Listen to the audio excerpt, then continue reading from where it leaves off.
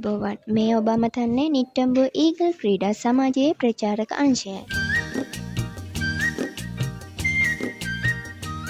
35 වන වරට සංවිධානය කළ මහා බක්මා උළෙල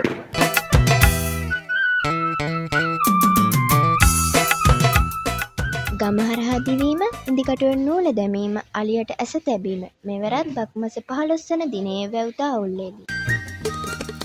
කජුනාඹර රසමී අඹ ගස් යට වැහි වැහැලා